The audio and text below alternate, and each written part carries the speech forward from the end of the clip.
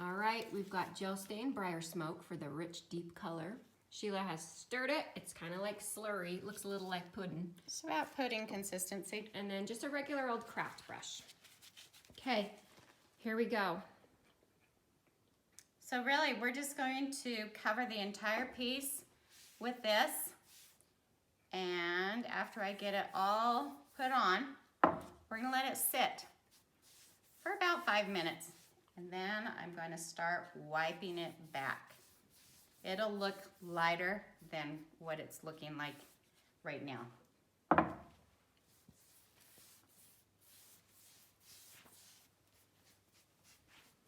And again, you go with the grain of the wood and work in sections.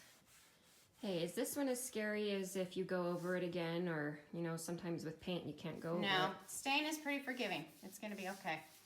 We just wanna get it on, get that wood absorbing it. The wood kind of acts like a sponge. It just sucks it right in. This is gonna be really pretty because this wood was in such good shape when we sanded off the 70 years or so worth of paint and varnish.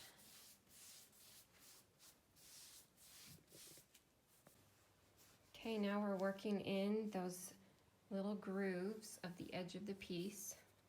Could be scary. You could tape if you wanted to, but I think we're good.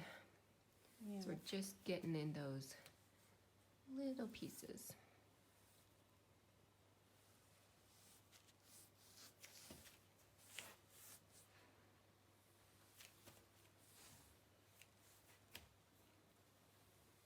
Okay, what are we doing? Okay, I'm getting my shop towels ready. This is what I'm going to use to wipe back the excess stain. These are lint-free. And? Just going to wipe and get it. Oh, so you don't have to do it in a certain motion? I try and go the direction of the grain, but sometimes I'm just rubbing it in if I feel like I missed a spot, I need a bit more. So you can see, it's just pulling off the excess. Gel stain, you really want to work on getting the excess off. That helps it dry faster. Sometimes it dries sticky if you don't get it off. So this is going to dry lighter, correct? Not much. Well, I think it's cute. It's super cute. This is one of my favorite colors. It's a warm gray.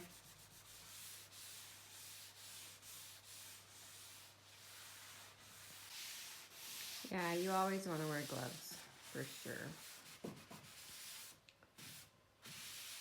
And you look like an auto mechanic if you don't. I feel like an auto mechanic. It is highly potent. It's pretty strong smelling. Oh yeah. Make sure you have a well-ventilated area. This is going to be stinky until it dries. And actually, one of the indicators of it being dry is you can't smell it. Good tip.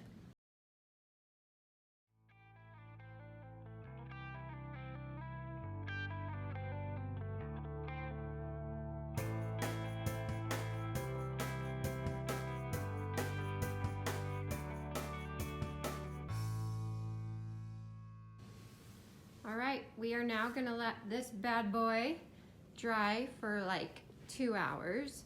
We'll assess and see if we need another coat. I'm not thinking we are going to need one. No, it looks pretty heavy. Okay, so we want to talk about the proper disposal of these rags that you just used to wipe the stain back. This stain is super highly flammable. And actually, this was shocking when I heard it, but if you throw these wadded up rags in your garbage, let's say I'm outside, the heat starts working, these can automatically combust and start a fire. Oh boy. And so, what you gotta do before you dispose of these, you gotta lay them out flat or hang them so that they literally are totally dry. Then, go ahead and put them in the trash. When we do this, because I don't want the smell in my basement, I just put them outside on my cement patio.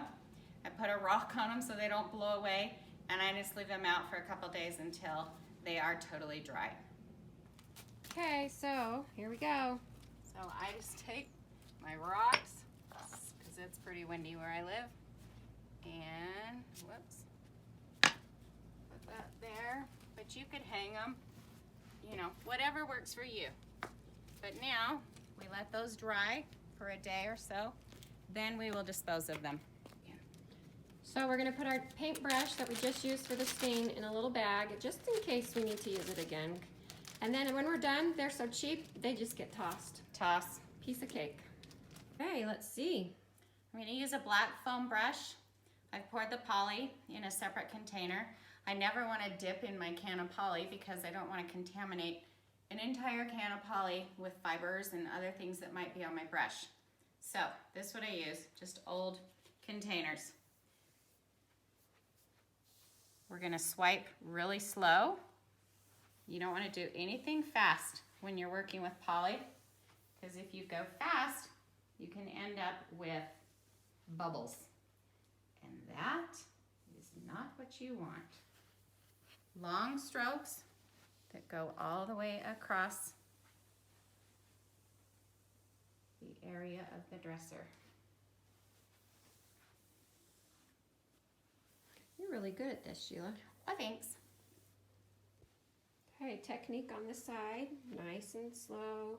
Nice and slow. I'm always watching for bubbles. So 2 things to remember when you're working with poly. Once you have completed an area, do not go back over it. Poly has, it's creating a chemical reaction as it adheres to the surface, and you don't want to break that chemical reaction. Also, it dries super fast, and if you go back and touch it, you've ruined your surface for this coat, and you'll have to redo it on the next coat. Resist the urge to go. Sometimes you see things and you're like, oh, I can fix it. Don't. Let it dry. Sometimes it works its way out, and if it doesn't, you'll catch it on the next coat